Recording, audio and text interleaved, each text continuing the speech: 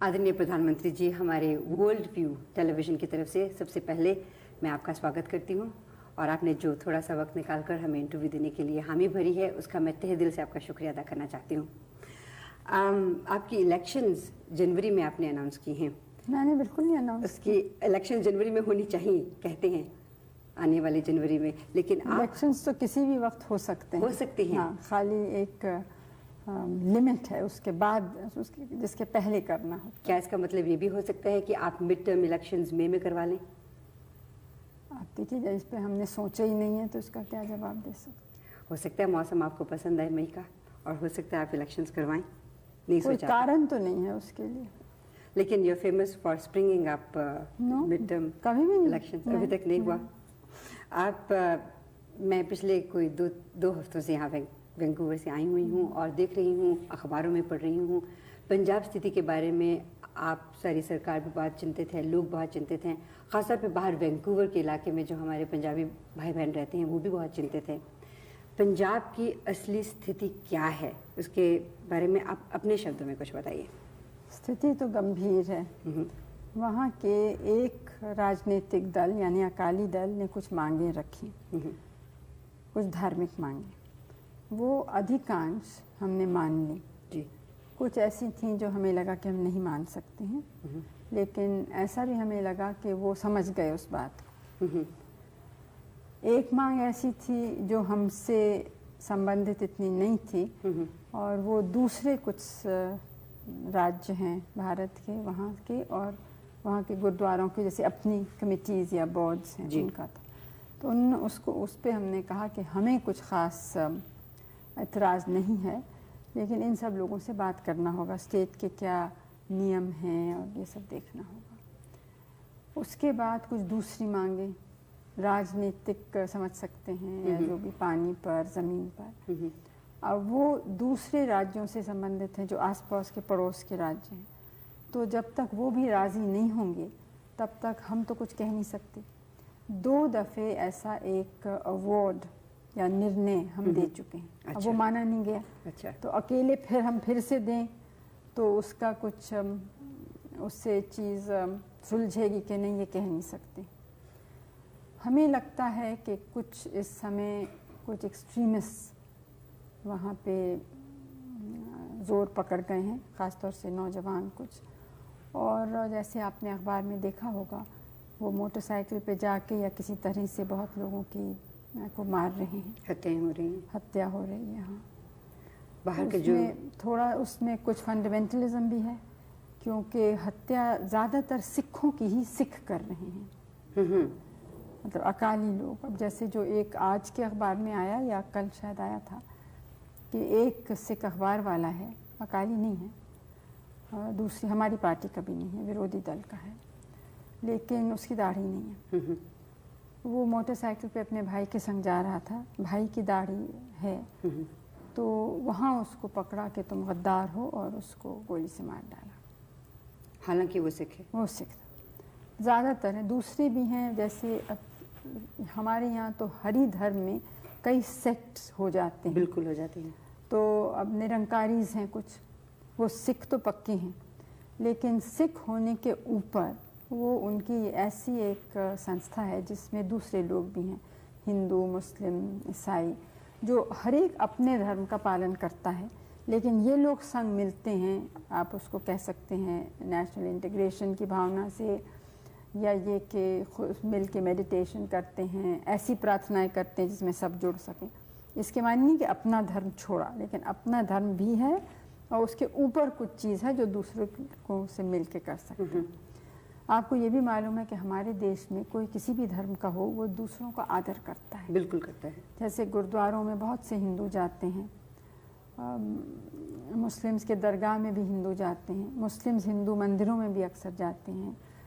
तो इससे काफ़ी इन चीज़ों में यहाँ पे एक उदारता सी है, और इस उदारता को देखते हुए हैरानी होती है कि क्यों इस तरह के हो रहे हैं। जहाँ इतना बड़ा देश है, इतनी बड़ी जनसंख्या है, वहाँ ये प्रश्न कभी कभी उठते हैं।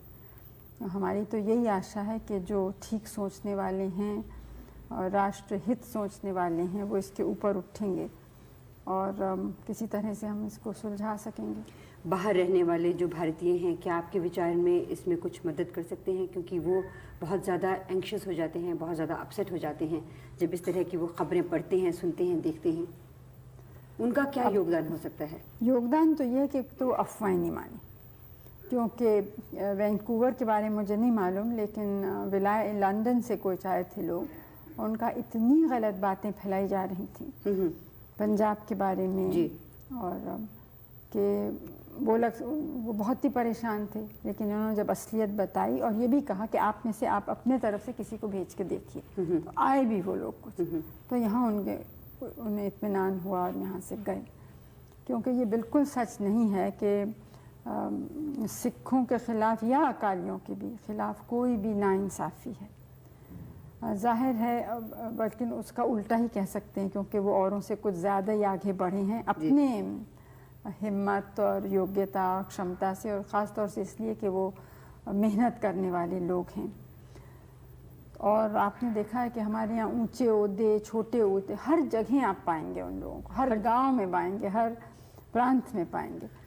तो इसे ये बात कहनी बिल्कुल गलत है, लेकिन कुछ जो उनकी मांगे हैं, वो हमारा कहना ये है कि कोई भी मांग हो उस पर बातचीत हो, लेकिन मार काट या संविधान का अपमान करना या कोई ऐसी बात करना कि राष्ट्र के विरुद्ध में होती है, वो ठीक नहीं है। लेकिन अगर इस तरह से बातचीत लंबी होती चली गई तो ये मारकाट तो होती जाएगी। जिन लोगों को मारा जा रहा है वो तो बिल्कुल इनोसेंट है ना, वो बिल्कुल निर्दोष हैं, लेकिन बात लंबी क्या होगी, हम तो कुछ हद तक ही कर सकते हैं। ठीक है। तो इसलिए सबको सोचना है कि कितना हो सकता है, कितना नहीं। दूसरे लोग मुझसे नाराज़ हैं कि इतना क्यों मान लिया। हरियाणा में भी कुछ हुआ ना, तो उसका एक रिएक्शन हुआ ना, जो पंजाब में पहले हुआ था, उसका रिएक्शन अब उसको बड़ी मुश्किल से थामा है। तो इसे ये भी देखना है कि एक मांग मांगने से अगर और स्थिति बिगड़ती है तो किसी का लाभ नहीं होता है। आप जब दोबारा इलेक्शन के बाद आएंगे ऑफिस में, तो कौन से ऐसे कार्यक्रम हैं जिन पे आप ज़्यादा एम्फोसिस देंगी? अब देखिए, पहले तो जो चुनाव का क्या नतीजा होगा ये कोई पहले से कह नहीं सकता है।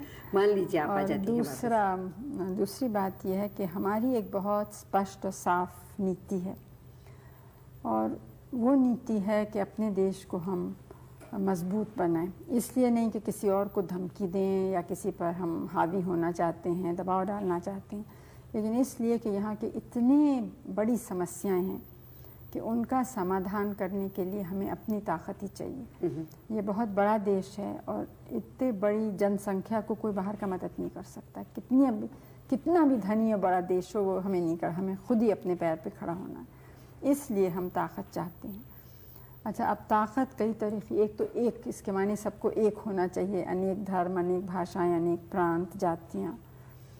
दूसरे ये कि गरीबी हटानी है, क्योंकि गरीबी एक तो वैसे भी दुख और शर्म की बात है, मानवता का प्रश्न है, लेकिन संग संग एक देश को कमज़ोर करने की चीज़ है। बिल्कुल, क्योंकि जो गरीब हैं वो अपनी ताकत या योग्यता देश के सेवा में नहीं डाल सकते।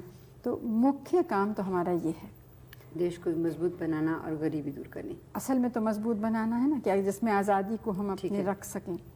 उसके लिए हमें सांप्रदायिकता भी हटानी है, अंधविश्वास भी हटाना है, गरीबी हटानी है, और गरीबी हटाने के लिए उत्पादन बढ़ाना है। तो और हमारे जो लोग रहते हैं उनको देखना है कि उनकी जो आवश्यक वस्तुएं हैं, चाहे खाना, कपड़ा, घर, शिक्षा, स्वास्थ्य का प्रबंध, ये सब चीज़ें मिलें। तो इस नीति के बाहर तो जा ही नहीं सकते हैं। बिल्कुल, इसी को हमें करना है। तो साथ साथ क्योंकि हम मानते हैं कि अगर दुनिया में कुछ गड़बड़ हो, यानी विश्व युद्ध हो, तो उसका भारी प्रभाव हम पर पड़ेगा। इसलिए हम विश्व शांति, विश्व मैत्री और ख़ास तौर से जो हमारे जैसे विकासशील देश हैं वो मिलके सहयोग करें एक दूसरे से, और हम लोग और दूसरों से भी, मतलब विकसित देश जो हैं उनके संग भी दोस्ती करें। आजकल की दुनिया में कोई लोग अलग नहीं रह सकते, सबको एक दूसरे से कुछ चाहिए और कुछ देने को देना है। तो इस तरह से हमें, तो जो हमारा आज का नवयुवक वर्ग है उसके लिए आप आने वाले कुछ वर्षों में क्या दिख रही हैं, वो क्या योगदान देंगे, आप उनको कैसे फोर्सी कर रही हैं अपनी इन पॉलिसीज़ में? अब हम तो आशा ही करते हैं कि वो ठीक रास्ते पे चलेंगे और बनाने के रास्ते पे चलेंगे, तोड़ने के रास्ते पे नहीं। उम्मीद यही है। उम्मीद यही है और हमारी सौभाग्य है कि भारत की जनता जो है उसका दिल बहुत मजबूत है और सहन शक्ति भी है। और यहाँ बहुत नौजवान हमारे बहुत बड़े बड़े साइंटिस्ट, वैज्ञानिक बने हैं, इंजीनियर, डॉक्टर इत्यादि, जो आपके मुल्क और दूसरे देशों में गए हैं जी। तो हम तो चाहते हैं कि वैसे बहुत और हैं यहाँ पे, तो सब लोग मिल के काम करेंगे तो ज़रूर एक नया भारत बन सकेगा। और उम्मीद करते हैं कि वो बहुत ही सुखद भारत होगा। राजीव जी इसमें क्या रोल अदा करेंगे जब आप दोबारा इलेक्शन जीत के आएंगे? अब ये तो मुझे क्या मालूम है, वो तो देखेंगे वो क्या करना चाहते हैं। आप उनको कैबिनेट में लाएंगे तो सही। अब देखिए, मुझे तो पता ही नहीं मैं कैबिनेट बनाऊंगी कि नहीं बनाऊंगी, आप तो बहुत आगे कूद रही हैं। एक कदम हमेशा आगे रहना अच्छा रहता है, उससे क्या होता है कि आप प्लान कर सकते हैं अच्छी तरह से। मैं दूरदर्शन के बारे में 2-3 सवाल पूछना चाह रही थी। हम कनाडा में प्रोग्राम जो करते हैं, अक्सर हम चाहते हैं कि भारत की सभ्यता को वहाँ पर हम ज़्यादा प्रकाशित कर सकें, हमारे जो बच्चे हैं वो भी उस सभ्यता से कुछ सीख सकें, कुछ जानें। लेकिन अक्सर हम देखते हैं कि आपके यहाँ भारत में टेलीविज़न इतना स्ट्रॉन्ग टूल है, उसे अच्छी तरह से इस्तेमाल नहीं किया जा रहा। मैंने कल राष्ट्रपति जी के जो संवाद था उसमें सुना कि जो सैटेलाइट्स हैं उनके ज़रिए 70% लोगों तक प्रोग्राम पहुंचेंगे, लेकिन उन प्रोग्रामों का स्तर ऊंचा करना भी शायद उनके लिए बहुत ज़रूरी है, क्योंकि हम जब बाहर प्रोग्राम को देखते हैं तो कुछ इस तरह के प्रोग्राम नहीं लगते कि उन्हें लेके बाहर दिखाया जा सके। हम कोशिश तो कर रहे हैं उनको सुधारने की। हमारे लिए तो एक नई चीज़ है और है ज़रूर एक बहुत प्रभावशील जी, लेकिन उतना यहाँ इसका प्रभाव नहीं है जितने जैसे अमेरिका में है। क्योंकि अमेरिका में आप कोई भी प्रोग्राम देखिए उसमें हमेशा ये बात होगी वी अमेरिकन्स, वी कनेडियंस, इस तरह की कोई चीज़। हमारे यहाँ पे इस तरह के प्रोग्राम मैंने देखे नहीं अभी तक कोई भी। नहीं, ये सच है, लेकिन देखिए आप उन देशों में जो राष्ट्रीयता की, मैं ये नहीं कह रही हूँ कि यहाँ कम है, लेकिन ये क्या आश्चर्यजनक नहीं है कि इतने बरस हो गए लेकिन यहाँ के किसी फिल्म बनाने वाले ने ये सोचा भी नहीं कि हमारे राष्ट्रीय आंदोलन पर फिल्म बनाए या राष्ट्रीय नेता पे बनाए। बहुत से लोग शिकायत करते हैं कि गांधी फिल्म बाहर वाले ने क्यों बनाया, लेकिन यहाँ वाले ने किसी ने कभी कहा ही नहीं बनाने को। और कुछ थोड़ा बहुत हमने जब कोशिश भी की तो किसी ने ज़रा भी उसमें रुचि या दिलचस्पी नहीं दिखाई। इसका कारण क्या है? अब ये मुझे तो मालूम नहीं, तो फिल्म वालों से आप पूछ सकते हैं। मैं आखिरी सवाल आपसे एक बार फिर से पंजाब के बारे में करना चाहती हूँ। अक्सर हम अखबारों में पढ़ते हैं, ख़ासतौर पर जब हम बाहर के मुल्कों में रहते हैं, तो जैसा आपने पहले भी कहा, अफवाहें वहाँ पे बहुत ज़्यादा फैल जाती हैं और उनको अफवाहें ले लीजिए या सचमुच में सही घटनाएं हैं कि इनमें बाहर के देशों का बहुत बड़ा हाथ है कि भारत की जो एकता है वो टूटे, पंजाब एक अलग प्रांत बने, ताकि जो बाहर के इंटरेस्टेड पार्टीज़ हैं वो आके भारत को तंग करें या उसकी प्रगति में रोड़ा अटकाएं। ये कहाँ तक सही है? नहीं, प्रगति में तो कोई रोड़ा शायद नहीं डालना चाहता है, लेकिन ये सच है कि कुछ ऐसे तबके बाहर हैं जो चाहते हैं कि भारत की जो स्वतंत्र नीति है ना उतनी स्वतंत्र न रहे। जो वो लोग चाहते हैं वैसा हम करें, उस रास्ते पे चलें। तो ऐसे लोग तो हमेशा कुछ दखल देते ही रहते हैं। अब पंजाब में कहाँ तक दखल है ये कहना मुश्किल है, लेकिन ये आपने भी देखा होगा कि ऐसे जो कुछ ऐसा मूवमेंट एक चला है, आंदोलन, उसके ज़्यादातर दफ्तर और ये सब चीज़ें सब बाहर हैं, बाहर के देशों में। शायद कनाडा में भी है, कुछ यूरोप के 2-3 देशों में है। प्रधानमंत्री जी, मैं आपका तहे दिल से शुक्रिया अदा करती हूँ कि आपने अपने बहुत ही बिजी वक्त में से हमारे कुछ चुपते हुए सवालों का भी जवाब दिया। वैंकूवर की सभी जनता की तरफ से, वर्ल्ड व्यू टेलीविज़न की तरफ से बहुत बहुत शुक्रिया। और मैं कामना करती हूँ कि ये जो आने वाला वर्ष है और बहुत से आने वाले वर्ष भारत के लिए बहुत सुखद वर्ष हों। और आपको मुबारकबाद भी देना चाहती हूँ क्योंकि आपको नोबेल प्राइज़ के लिए नॉमिनेट किया गया है। मेरे तरफ से वैंकूवर के रहने वाले हमारे सब मित्रों को मेरी शुभकामनाएं। शुक्रिया।